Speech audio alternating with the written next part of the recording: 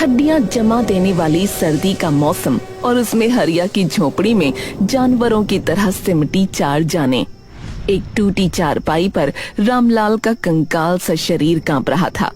हरिया और बिंदिया परेशान बैठे थे और उनका बेटा मुन्ना गुस्से में। हरिया, इस बार तो प्राण ही निकल जाएंगे। कल सरपंच के यहाँ काम करके लकड़ी तो लाए थे ना। अरे लाएंगे कहाँ से? उस कंजूस ने आज मजदूरी भी आधी ही दी है। कहता है काम ढीला किया है हरिया। अरे तो गुलामी करते रहो उसकी। मैं तो कहता हूँ जाकर उसका कोयले का गोदाम जो है ना। अरे चुप। मुन्ना चुप रहे। बाप से ऐसी बातें करता है, बाप से ऐसी बातें करता है, पाप लगेगा तेरे को। अरे तू अपनी बिगड़ेली जबान संभाल बेटा। है अरे तुझे पता है उस सरपंच की ताकत है? पता है? अरे पता है। बिंदिया बस अपने ससुर को चिंता के साथ देख रही थी और फिर परेशान होकर हरिया से बोली, ये बूढ़ी काया इस जाड़ी को झेल न पाएगी हरिया। दवा के पैसे भी नहीं है। अरे क्या करूं, कहाँ जाऊं? ये सर्दी तो अमीरों के लिए ही है बस। हम गरीबों की जिंदगी तो दूभर ही कर देती है ये। अरे तो बैठे क्यों हो? हैं? लकड़ी कोयला कुछ लेकर आओ ना। मुन्ना की बकवास सुनकर हरिया को बहुत तेज गुस्सा आ गया और वो चिल्लाया, अरे तेरी हिम्मत कैसे हुई मेरे सामने जुबान चलाने की? है हिम्मत कैसे कर रहा है? अपने बाप को हुक्म दे रहा है? रुको हरिया, मुन्ना का तरीका भले ही गलत है, मैं मानती हूँ, लेकिन इस वक्त मुन्ना ही सही कह रहा है। अरे क्या कह रही हो? ये बदमाश सही कह रहा है? हाँ, कलाई देखो सबकी नीली पड़ गई है। मुझसे कोई काम नहीं हो पा रहा है सही से, और पिताजी को अगर इस जाड़े में गर्मी नहीं मिली तो ऐसी अशुभ बातें मत बुलवाओ मुझसे। बिंदिया के शब्दों ने हरिया के गुस्से पर पानी डाल दिया। वो रामलाल की तरफ देखने लगा जो कंबल में भी कांप रहा था और हर सांस के साथ उसकी छाती में सीटी बज रही थी। शायद तुम सही कह रही हो। आप सरपंच के यहाँ जाओ, आप उनके मजदूर हो, वो मना नहीं करेंगे। थोड़ा कोयला कुछ लकड़ी मांग लाओ ना। ये कोई भीख नहीं, हक है इस वक्त हमारा। नहीं बेटा, उसके आगे हाथ मत फैलाना। वो तेरी बेइज्जती करेगा बेटा। नहीं पिताजी, बिंदिया ठीक कहती है। ये हक है ये। हाँ हमारा, मैं जाता हूँ, और बेइज्जती करे तो अब करे ये, लेकिन हमारी जरूरत है पिताजी।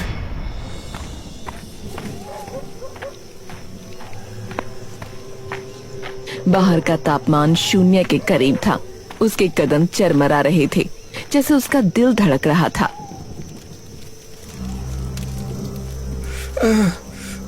सरपंच जी नमस्ते। अरे क्या है हरिया, इतनी रात गए, क्या हुआ? सरपंच जी भीषण ठंड है। घर में बूढ़े बाप की हालत खराब हो रही है। थोड़ा सा कोयला, कुछ लकड़ी वगैरह मिल जाती तो हम भी आग जला लेते। जान बच जाती आपकी दया से मालिक। हैं? अरे क्या कह रहा रे?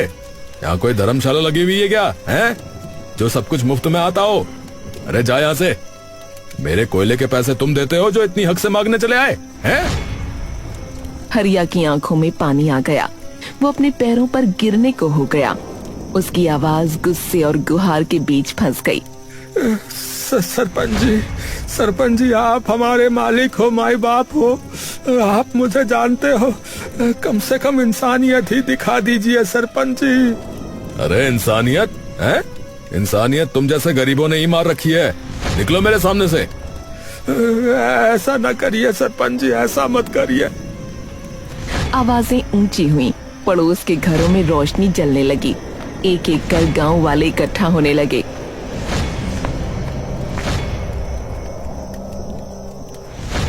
अरे सरपंच जी ये गलत है।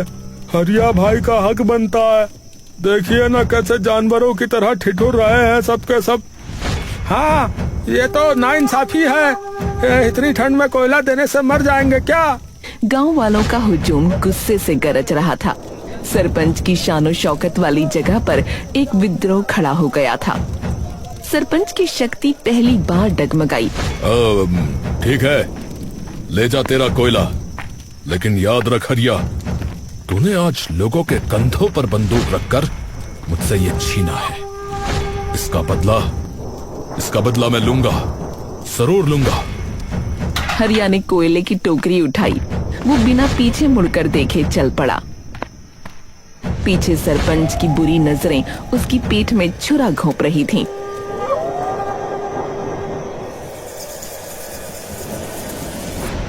आ गए, भगवान का शुक्र है। अंगीठी जलाएंगे अब। हाँ बिंदिया, अब ठंड नहीं रहेगी। हाँ, अंगीठी जली। लपटों ने कमरे को नारंगी रंग में रंग दिया। चेहरों पर पहली बार ठंड से कुछ राहत मिली थी, लेकिन ये मुस्कान ज्यादा देर न टिकी।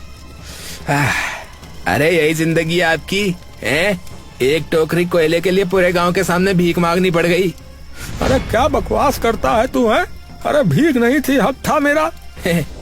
हक था मेरा, और मेरे हक का क्या है? मेरे पास तो एक साइकिल भी नहीं है। मेरे दोस्त के पास सब कुछ है, और मेरे पास ये जलती हुई झोपड़ी और ठंड में कांपते हुए बुड्ढे। अरे शर्म कर मुन्ना, शर्म कर। अरे नहीं, अब बस हो गया। आप लोगों ने मेरी जिंदगी बर्बाद कर दी। हाँ, मुझे पैदा ही क्यों किया है? क्यों किया? मुन्ना का गुस्सा ज्वालामुखी बनकर फूट पड़ा था। उसकी हर बात झोपड़ी की दीवारों से टकराकर वापस आ रही थी। अरे चुप हो जा कमबख्त, अरे चुप हो जा। अरे इतनी मुश्किल घड़ी में भी नालायक बोले जा रहा है। अरे मैं इस घर में ना आग लगा दूंगा। इसमें रहने लायक भी है क्या कुछ? ना सुख है ना सुविधा, सिर्फ ताने ही ताने सुनते रहो। सिर्फ गरीबी गरीबी है। अरे निकल निकल तू अभी यहाँ से, दुष्ट कहीं का, निकल यहाँ से।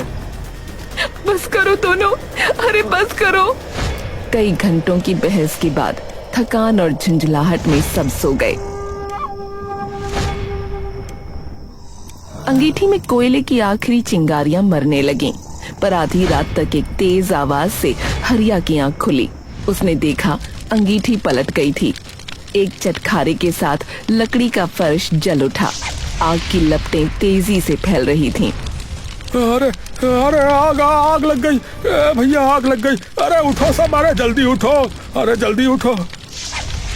हे राम, बचाओ, पिताजी को उठाओ। हरिया ने बेहोश रामलाल को उठाया। पूरी झोपड़ी अब आग की चपेट में थी। छत गिरने लगी।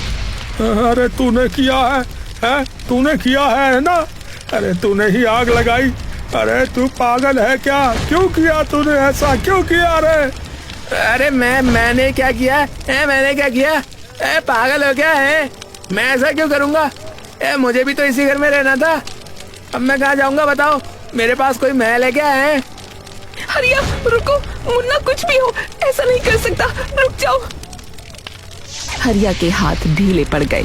वो अपनी जलती हुई झोपड़ी, अपने सामने खड़े रोते बेटे और पीछे ठिठुरते बूढ़े बाप को देखता रह गया। सर्दी का कहर अब आग के रूप में सामने था। उसी समय एक आदमी बोला, अरे हे भगवान, अरे ये क्या हो गया? अरे कहीं सरपंच ने तो नहीं? वो तो धमकी दे रहा था ना कि बदला लेगा। क्या कहा तुमने? हाँ सही कह रहे हो। हरिया का चेहरा गुस्से से तमतमा गया। सरपंच के शब्द उसके कानों में गूंजने लगे, बदला लूंगा।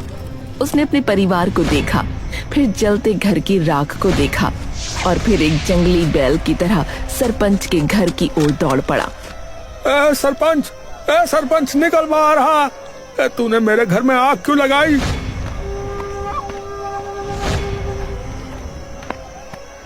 अरे क्या, अरे तू पागल हो गया है क्या? मैंने आग लगाई? चला जा यहाँ से। आप ही तो कह रहे थे बदला लूंगा, इतनी जल्दी बदला ले लिया। अरे हाँ भैया, तुमने कहा तो था। तुम कह नहीं रहे थे? तुमने कही। कितने गए गुजरे इंसान हो तुम। सरपंच का चेहरा लाल हो गया। उसकी नींद पूरी तरह उड़ चुकी थी और गांव वालों पर गरजना शुरू कर दिया। अरे तुम सब पागल हो गए हो, पागल। हाँ बिल्कुल बेवकूफ हो। अरे मैं इतना नीच नहीं हूँ कि किसी के घर में आग लगा दूं। अरे फिर तुम्हारा बदला लेने का मतलब क्या था, बताओ क्या मतलब था? अरे बेवकूफ, मेरा मतलब था तुझसे ज्यादा मजदूरी करवाऊंगा, तुझ पर डबल बोझ डालूंगा, तुझे इतना मजबूर करूंगा कि तू खुद मेरे आगे घुटने टेके। और क्या मतलब था? तभी भीड़ में से एक आदमी आगे आया। वो कांप रहा था जैसे कोई राज बोलने जा रहा हो। अरे ये जो है ये सरपंच ने नहीं किया है। हाँ? क्या कह रहे भैया? तो किसने किया है? तो तुम्हारे पड़ोसी शंकर ने किया है भैया। मैंने रात में उसे तुम्हारे घर में घुसते हुए देखा था, मुझे लगा तुमसे मिलने जा रहा होगा। हरिया की सांसें रुक सी गईं। उसने इधर उधर नजर दौड़ाई। शंकर भीड़ में ही खड़ा था, पीछे छिपने की कोशिश कर रहा था। शंकर, शंकर, तूने मेरे घर को जलाया? तूने मेरे घर को जलाया, हमें मारने की कोशिश की, हमें मारने की कोशिश की। अरे मैं इसको ना अभी मार डालता हूँ, इसका भी मैं बनाता हूँ। अरे रुक, तू रुक जा रे, तू बोल शंकर, तू बोल, तूने ऐसा क्यों किया, क्यों किया? शंकर का चेहरा पीला पड़ गया था।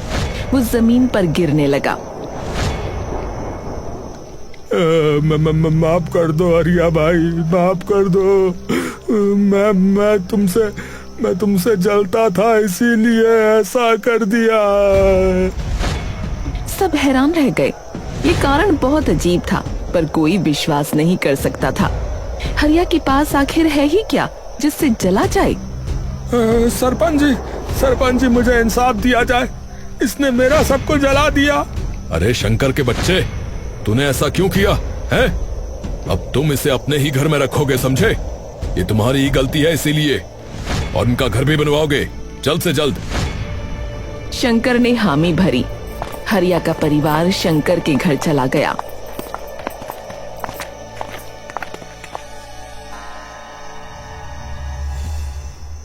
पर हरिया के दिमाग में शंकर का बचकाना बहाना घूम रहा था। वो विश्वास नहीं कर पा रहा था। सच बता, सच्चाई क्या है? तू अमीर है, तू तो मुझसे कितना अमीर है रे, तो तू बता कि तू मुझसे क्यों जलेगा? नहीं हरिया भाई, असल में सरपंच ने ही करने को कहा था। उसने मुझे पैसे दिए थे ऐसा करने के लिए, ताकि अगर बात खुले भी तो वो पकड़ा ना जाए, मैं पकड़ा जाऊं। हरिया के पैरों तले जमीन खिसक गई। उसका शक सही निकला था। शंकर फुसफुसाने लगा। तुम सरपंच के घर काम करना छोड़ दो, उससे पीछा छुड़ा लो, क्योंकि वो एक बहुत बुरा इंसान है भाई। और कल तुमने उसे सबके सामने झुका दिया, मजबूर कर दिया, और ये बात उसे बिल्कुल गवारा नहीं हुई। हरिया कुछ बोला नहीं, वो चुपचाप लेट गया। उसके दिमाग में तूफान चल रहा था।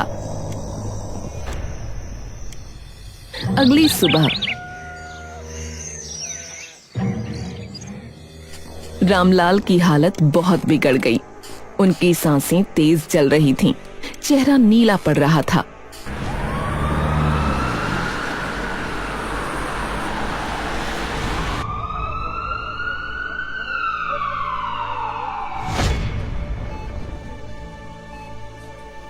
जल्दी जल्दी डॉक्टर साहब, देखिए इन्हें। अरे इनका सही से इलाज होना बहुत आवश्यक है, वरना कुछ भी हो सकता है। इन्हें ठंड लग गई है, वो भी बहुत ज्यादा। हरिया, मुन्ना कहीं नहीं है, मुन्ना गायब है, सुबह से दिखा ही नहीं। हरिया के मन में एक ख्याल आया। सरपंच ने बदला लेने के लिए मुन्ना को उठा लिया है। वो बिना सोचे समझे फिर सरपंच के घर की ओर दौड़ा।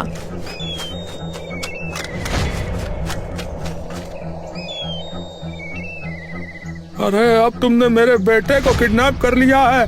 अरे कहाँ है मेरा बेटा, बोल। अरे तुम फिर चले आए। अरे तुम बहुत ज्यादा अजीब व्यक्ति हो, हैं? तुम्हारी जिंदगी में जो होता है मेरे पास उठकर चले आते हो। जैसा तुम्हारा बेटा था, मुझे लगता है कहीं भाग गया होगा। अरे मुझे क्या मालूम? अगर मुझे पता चला कि ये सब। अबे चला जा यहाँ से, बोल रहा हूँ चला जा। हरिया वहां से लौटा।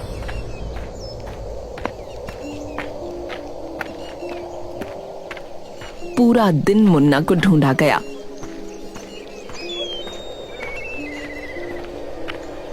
पर वो कहीं नहीं मिला।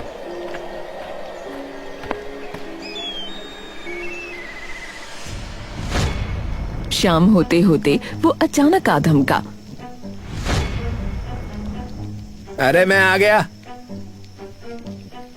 अरे अरे कहाँ था तू? है कहाँ था तू? पूरे गांव ने ढूंढा तुझको, है? और मैं सरपंच से लड़ाया। मुन्ना के पीछे एक शर्माती हुई लड़की खड़ी थी। उसकी आंखें नीची थीं। मुन्ना ने उसका हाथ पकड़ा। अरे ये गुड़िया है मेरी पत्नी।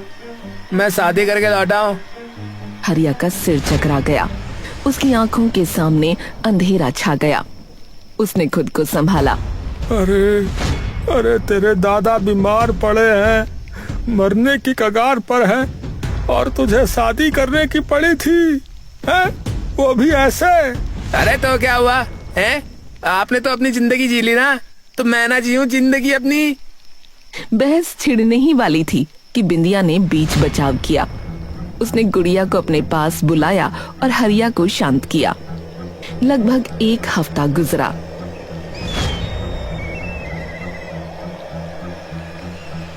शंकर ने हरिया की झोपड़ी वापस बनवा दी। उस दिन जब हरिया का परिवार अपनी नई पुरानी झोपड़ी में लौटा, तो उसी दिन रामलाल ने अपनी आखिरी सांस ली। ठंड और दुख ने मिलकर उन्हें हरा दिया था। पिताजी, मैं आपको बचा नहीं सका। निकम्मा बेटा हूँ मैं, कितना निकम्मा बेटा हूँ। पिताजी, आप क्यों चले गए? घर में मातम का माहौल था।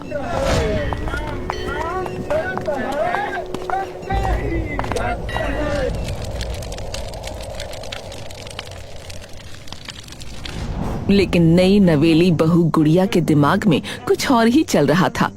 उसने मुन्ना को एक कोने में ले जाकर फुसफुसाया। ये घर इतना छोटा है मुन्ना, इसमें हम 4 लोग भला कैसे रह पाएंगे? तुम्हारे माँ बाप को घर से निकाल दो। मुन्ना उसके प्यार में पागल था।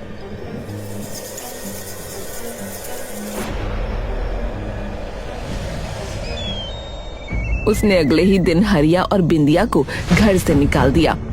ए माँ बाबू जी, सुन लो, इस घर में जगह नहीं है आप दोनों के लिए। अब निकल जाओ यहाँ से। हाँ, क्या ये क्या कहा तूने? तू हमें निकाल रहा है? मुन्ना, ये क्या बोल रहा है? हम तेरे माँ बाप है रे। और मैं तुम्हारा बेटा हूँ, जिसकी जिंदगी तुमने बर्बाद कर दी, समझे? अब निकलो यहाँ से, अभी निकलो। मुझे मेरी पत्नी के साथ रहने दो, चलो। हरिया ने विरोध किया, लेकिन मुन्ना जवान खून था। उसने हरिया को धक्का देकर बाहर कर दिया। हरिया अधेड़ उम्र का हो चुका था। वो क्या करता?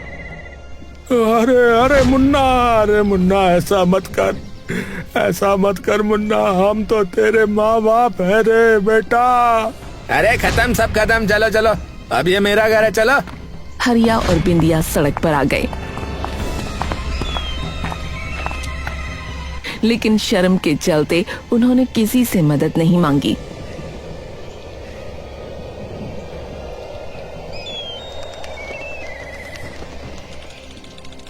उनका पूरा एक दिन सर्दी में कांपते हुए गुजरा। दोनों के ऊपर इतने दुखों का पहाड़ टूटा कि वो दुआ ही कर रहे थे कि मर ही जाए तो अच्छा है। अरे बचाओ! अरे भैया, सरपंच का बेटा कुएं में गिर गया! अरे कोई बचाओ भैया! अरे कोई कुछ करो! सरपंच का बेटा शहर से वापस आया था। उसे गांव के बारे में कुछ अता पता नहीं था। वो एक पुराने कुएं में जा गिरा। सरपंच की हालत खराब हो गई। अरे मेरे बच्चे को बचा लो! अरे कोई तो बचा लो! मैं सब कुछ कर दूंगा। अरे कोई तो बचा लो मेरे बच्चे को। ए रामू, ए कलुआ, ए घाती, ए हरिया, अरे कोई तो कुछ करो रे, कोई तो कुछ करो। हरिया आगे आया। उसने अपनी कमर में रस्सी बांधी, बिना एक पल सोचे कुएं में कूद गया। गांव वाले हैरान रह गए। अरे खींचो खींचो, अरे ऊपर खींचो रस्सी। गांव वालों ने मिलकर दोनों को ऊपर खींच लिया।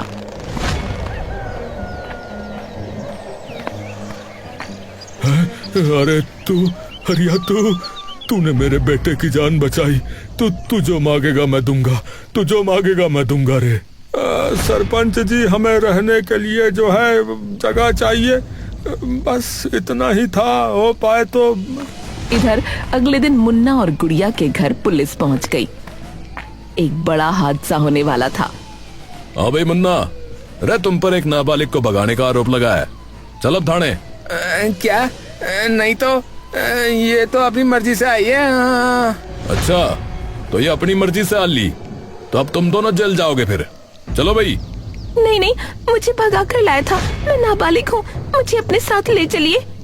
मुन्ना का सिर चकरा गया, उसकी दुनिया उजड़ गई। अरे अरे ये तू क्या कह रही है? ये तू क्या कह रही है? मैंने तुझसे शादी की। शादी? काहे की शादी? मुझे तो बस घर से निकलना था, तू सिर्फ सीढ़ी था। मुन्ना टूट गया। पुलिस उसे ले जाने ही वाली थी कि वो सरपंच के घर की तरफ दौड़ गया।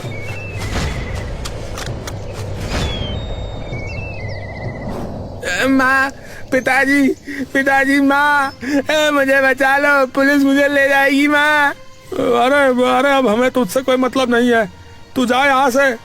पुलिस पकड़ ले जाए, हमें क्या, हम है कौन? मुन्ना जमीन पर गिर पड़ा। उसे अपनी गलती का एहसास हो चुका था। वो बहुत रोया। मैंने बहुत गलत किया है, बहुत बुरा इंसान हूँ मैं, मुझे एक आखिरी मौका दे दीजिए, मुझे बचा लीजिए। अरे ठीक है, जा बचा लिया। वैसे भी ये सब मेरा किया धरा था। क्या? हाँ, पुलिस को मैंने ही भेजा था तुम्हें सबक सिखाने के लिए कि वो लड़की तुम्हारे लिए बिल्कुल भी सही नहीं थी, और जो तुमने अपने माँ बाप के साथ किया वो तो महापाप है। मुन्ना सिसकियां भरने लगा।